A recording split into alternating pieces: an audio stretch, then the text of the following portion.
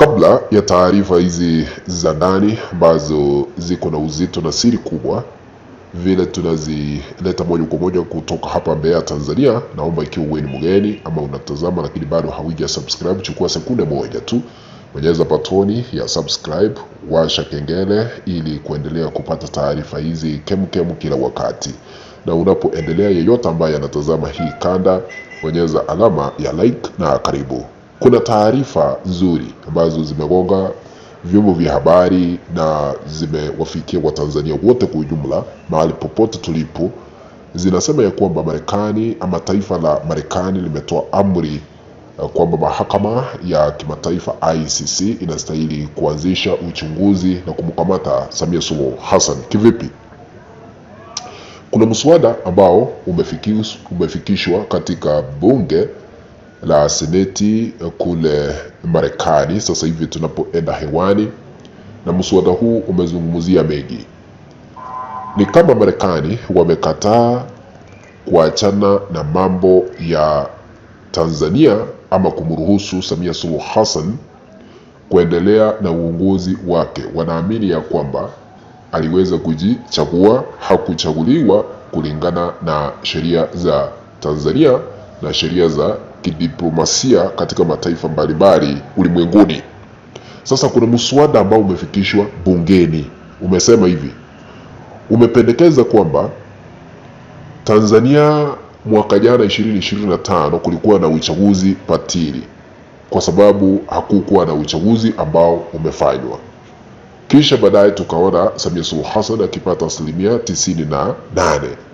Tena katika mswada huu unaangazia kwa kusema ya kwamba utekaji nyara bado unaendelea katika taifa la Tanzania letu hapa, na sasa wanasema ya kwamba kitu kingine wameguuzia katika mswada ule ni jeshi limeweza kuhusika kuwaua mamia ya waandamanaji, mamia ya Watanzania ambao wengine walikuwa nyumbani wakati wa uchaguzi uliopita. Tena wanasema ya kwamba maelfu ya maiti yaliweza kuchukuliwa na kuzikwa kisiri.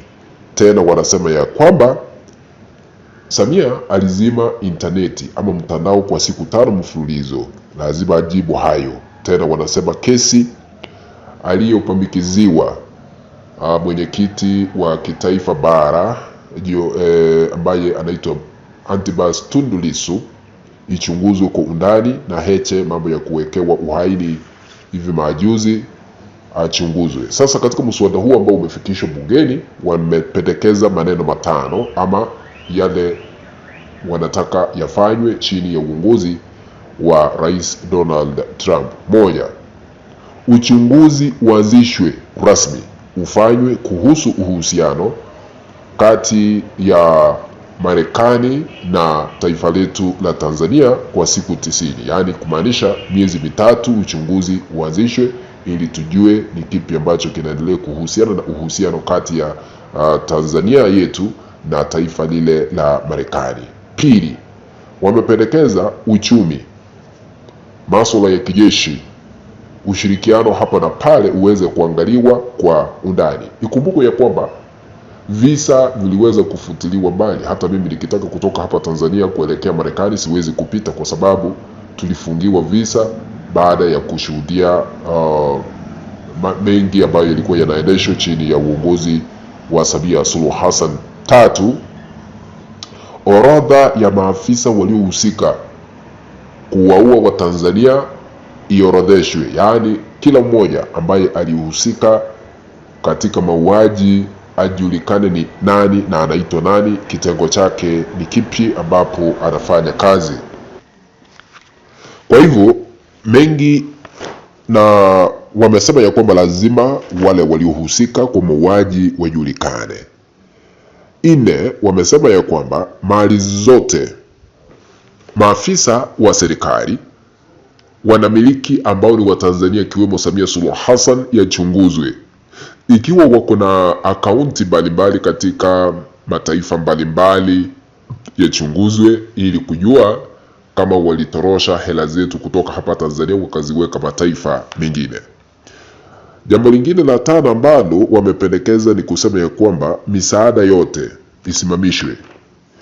msaada wa kijeshi hapa Tanzania ushirikiano uondolewe, msaada wa fedha uondolewe, msaada wa uchumi uondolewe na mengi yaweze kuondolewa. Kwa hivyo sasa hivi Samia Suluhu Hassan penye amefika ni kukamatwa tu na kuchukuliwa hatua kali za kisheria baada ya maamuzi kufanywa na Marekani. Sasa hii inamaanisha ya kwamba lazima waende wakae chini wazungumze, kwa sababu Trump amepitishiwa haya kupitia bunge la Seneti la Marekani kwamba hatua hizi ziweze kuchukuliwa dhidi ya Samia Suluhu Hassan. Na sasa huu ni mwanya wa mahakama ambayo inapambana na uhalifu ya kimataifa ICC kupata ushahidi wa kutosha ili kumkamata Samia Suluhu Hassan na kumchukulia hatua kali za kisheria. Kwa hivyo sasa hivi ni hali ya taharuki. Ikumbukwe ya kwamba habari zingine ambazo zimetufikia ni kwamba msaidizi wa Chadema naye ameweza kutiwa mbaroni.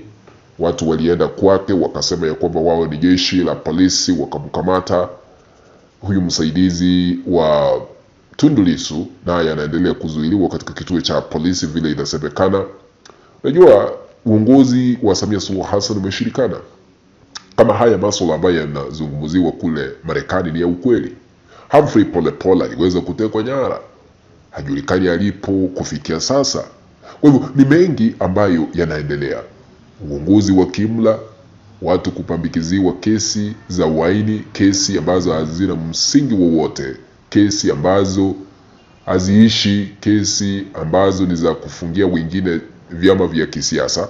Ndio maana Marekani imetoa amri kwamba penye imefika lazima sheria kali zichukuliwe dhidi ya kiongozi patili ambaye ni Samia Suluhu Hassan. Ikumbukwe Samia alijitangaza kuwa mshindi kupitia tume ya uchaguzi kwa sababu hakukuwa na uchaguzi hapa Tanzania. Kinachosemekana ni uchaguzi ni ukora.